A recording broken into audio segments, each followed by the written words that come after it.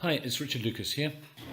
I'm going to be going through a training exercise for volunteers or team members involved in organising TEDx events aimed at delivering the best possible user experience or order experience. During this training, I'm going to give a bit of context about why UX audience experience matters, what the goals are, what the rules are. I'm going to be talking through training role play exercises, 2 of them, which are really the guts of this training and the most important thing to do if you're aiming to make your event better from the point of view of your participants. I'll go through a few tips and tricks and give links to further resources and end with an appeal for feedback. So what's the context? A friend of mine, Kevin Rabinovich, who's a TEDx organizer for TEDx Youth at Columbia in the United States, and who has helped with a couple of events here in Poland and another in New York, TEDx related events, got in contact with me just a couple of days ago asking me whether I had any training materials to help engage volunteers in the process of welcoming and ensuring that people who show up to his events are properly engaged. And I was very struck by the fact that I didn't have anything really ready to go, and I thought, I'll do this. So this is the output of Kevin's request for help, and I thought, why just help him? Why not help everyone? Firstly, number 1, UX matters because the TED rules state very clearly that audience participation is part of what makes TEDx special. It's different. You don't just have the audience showing up as a sort of spare third pillar while speakers feel great and sponsors feel great and team members feel great. Having great user experience, making things really work for the audience is a key TED value. We don't even call our attendees or events attendees, which is a very passive word. We call them participants because they're part of the product. Every event has a culture. Leaders, curators define the culture of the event. But as you move into any different organization, be it a company, be it a school, be it a university, be it an NGO or an event, the culture is really what happens at that event and what's different. However, even as the leader, the person in charge, you can want a welcoming, friendly culture. You can't be everywhere. You can communicate that, but you're going to manage your event and lead your event through your team members and through your volunteers. So it's vital that your volunteers really get and understand why it matters that the participants should feel like participants. They should not just be passive attendees. And what happens if you don't have a special focus on this is that your event is going to be normal. If in a normal event, when people show up, if they don't know anyone, what are they going to do? They'll probably reach for their smartphone, head off into a corner and sit there. People don't like to look like they don't know people, and that the natural state of affairs is not ideal. People who arrive at the event will see people looking at their phones. That's not a great first impression. And remember, as TEDx organizers, and I hope organizing any other event, you don't want your event to be normal. You want it to be special. So normal is not good enough. You're aiming higher. And the way we define it is that it's important to remember that every person is at a different stage in their life. There are going to be people in your world, you may be one of them as an event organizer, who's relatively outgoing, relatively confident. You can deal with strangers, you're not lost at a big event. And at the same time, there always are and were people who are much earlier in that journey. They may be so shy or nervous that they're not sure that they should be at your event at all. Maybe they've been thinking of coming to your event for some time, but they're not sure whether they'll fit in.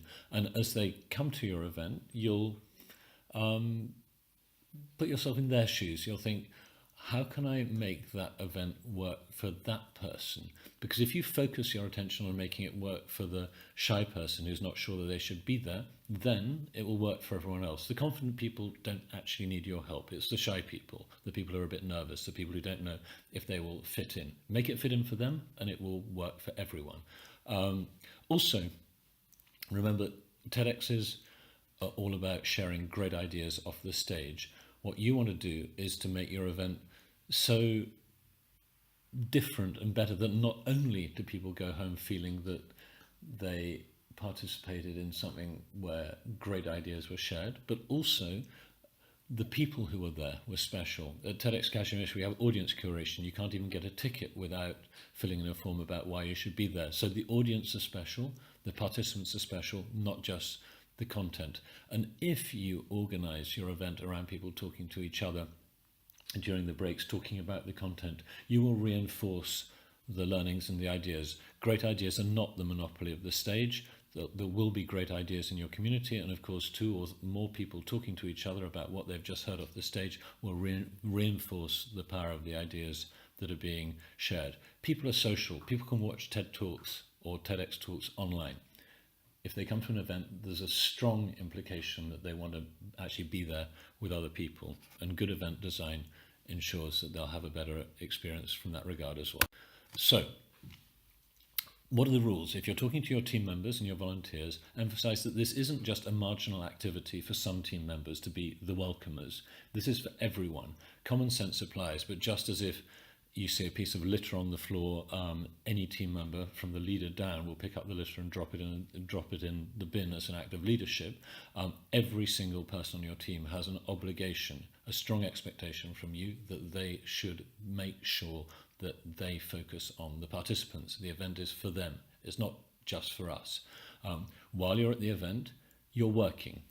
This is very important. You don't volunteer just to be a cool person with a t-shirt and maybe be able to tell people that you're a volunteer. You volunteer because you're committed to the goals of the TEDx, to the goals of the organization, and therefore your job is a job.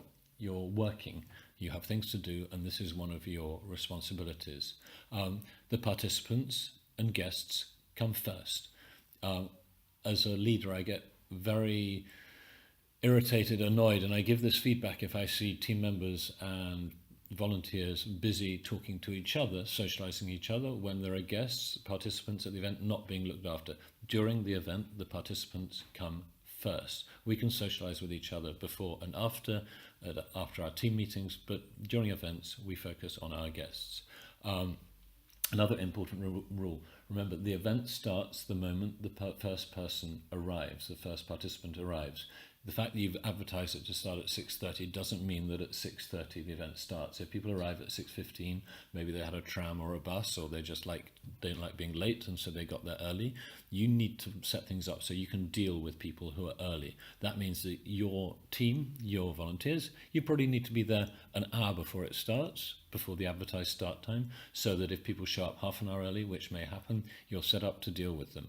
And remember, you never have a second chance to have a first impression. If someone's never been to a TEDx, never been to a TED event before, they've probably got a very high expectations because they've seen stuff on the internet, they've realized this is a world-class event, and they show up, and if they show up to a room where there's a bunch of volunteers and team members running around, plugging in projectors, talking to each other, and they show up and people don't know how to deal with them, that will leave a lasting impression. If, on the other hand, as they walk in, someone greets them, welcomes them, makes them feel at home and looks after them, they will also remember that forever.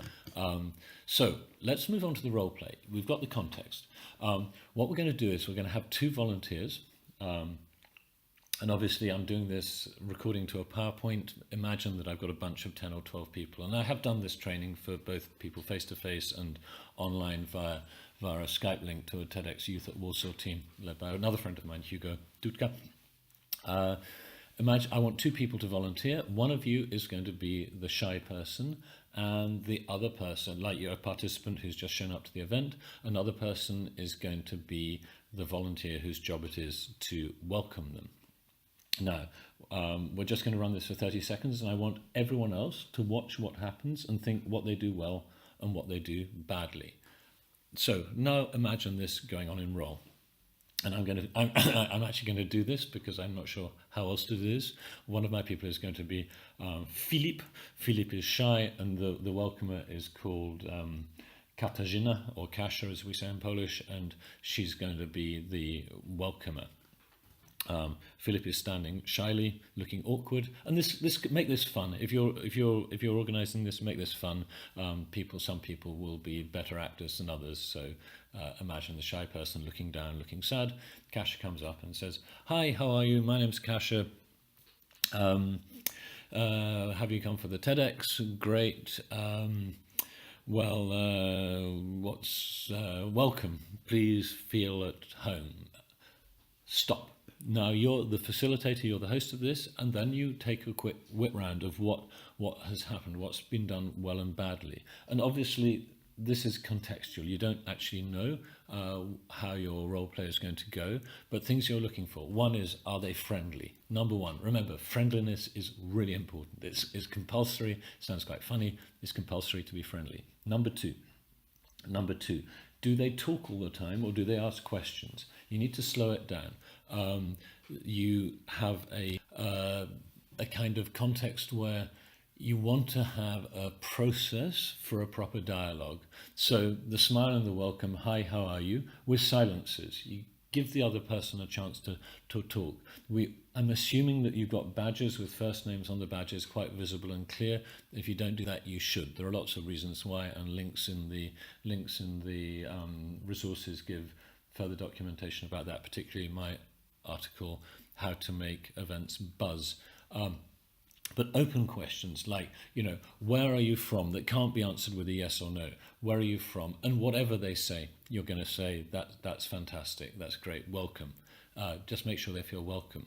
And then there's a need to take a contextual check. It's a bit different when the first guests arrive, and once you've got more than enough people, then you want to have volunteers not engaging so much in conversation as introducing people to each other, which we're going to run through in a moment.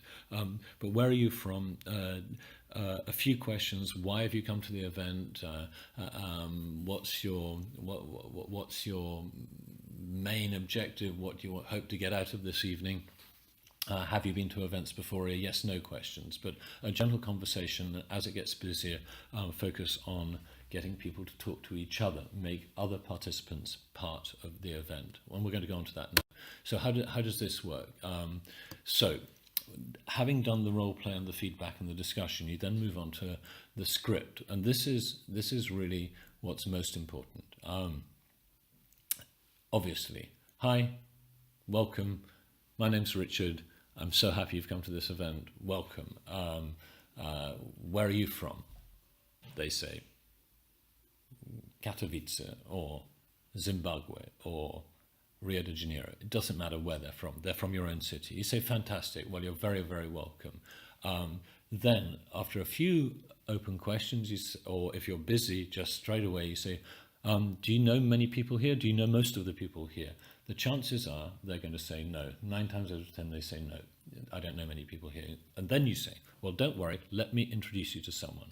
You walk up to anyone else there. They can be in a group or preferably by themselves, and say, hi, this is Philippe. Philippe doesn't know many people here. Can you be friendly to him? Obviously the other person is badged, so you say, this is Susanna, this is Philippe. Susanna, but he doesn't know people here. Can you be nice to him? Please introduce yourselves. And of course she's going to say yes. And there's a little implicit joke here. The implicit joke is that had you not asked her to be nice to him, she might not have been nice, which isn't true. But there's a slight joke embedded in that one. Then, obviously, you then, having gone through the script, you go back to your group of volunteers, choose a couple more people, 3 people in fact, and say you want them to run the role play. You might have that script I've just used printed out, or you might have it on a screen. It depends on the context of your training. You get them to run through it, and again, get all the participants in the training to participate in evaluating what they do well and badly.